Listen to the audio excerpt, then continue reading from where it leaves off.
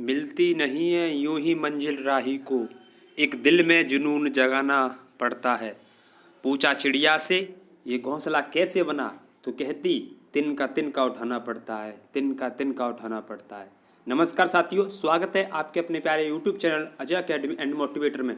साथियों, बिहार शिक्षक भर्ती फेज़ 3 जिसका एग्जाम मार्च में होने वाला है, 9 मार्च और 16-17 मार्च की जो डेट बताई है बीपीएससी चेयरमैन अतुल प्रसाद जी ने, तो उसके लिए महत्वपूर्ण अब हमें क्या करना है कम समय में, तो हमें वो पढ़ना है जो हमें पेपर में बनेगा।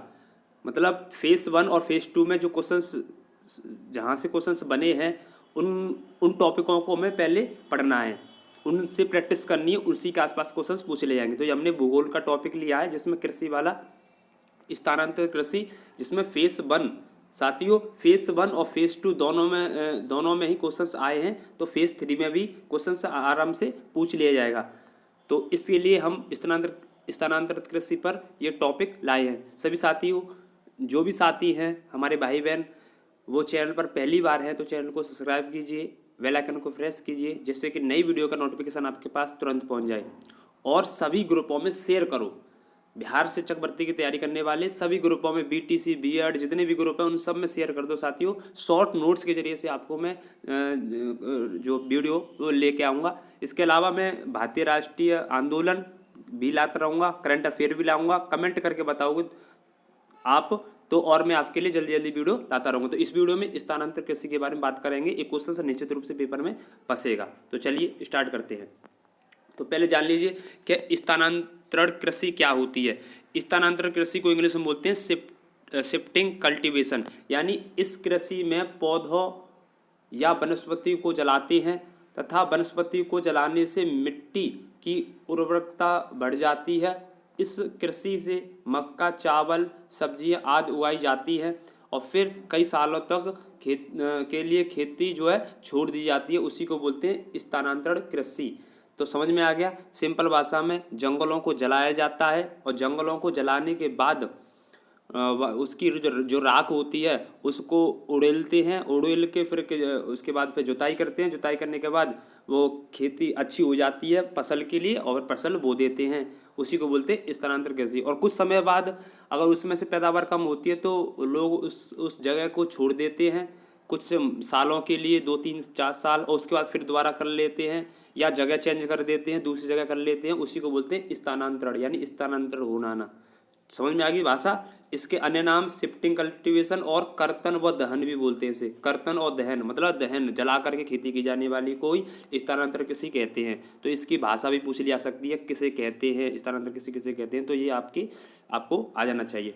अब आ जाइए, भारत में प्रमुख क्षेत्रों में स्थानांतरण कृषि के नाम, अलग अलग जगह पर अलग अलग क्या क्या नाम है, तो वो हम पहले कर ले रहे हैं फटाफट, यहीं से डायरेक्ट क्वेश्चंस आता है। तो देखिए, झूम की खेती उत्तर पूर्व राज्यों में बोलते हैं इसको। उत्तर पूर्व राज्यों में जिसमें असम हो गया, मेघालय, मिजोरम हो गया, नागालैंड हो गया, इसमें झूम की खेती बोलते हैं। ठीक है, किसको? स्थानांतरित कृषि को। और पामलू, पामलू की जगह बोला जाता है तो पामलू मणिपुर में बोला जाता है। दीपा, दीपा बस्तर जिला, छत्तीसगढ़ का बस्तर जिला में और अंडमान निकोबार में। ध्यान रखना, दीपा किस में बोला जाता है? बस्तर जिला, छत्तीसगढ़ और अंडमान निकोबार में।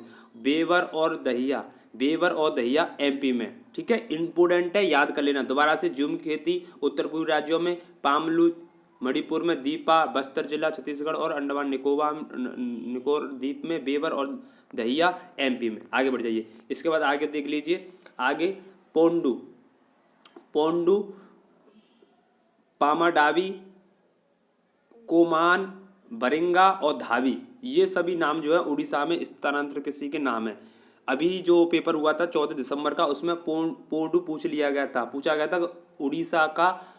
उड़ीसा में स्थानांतरित कृषि को क्या बोलते हैं, तो पोडू बोलते हैं।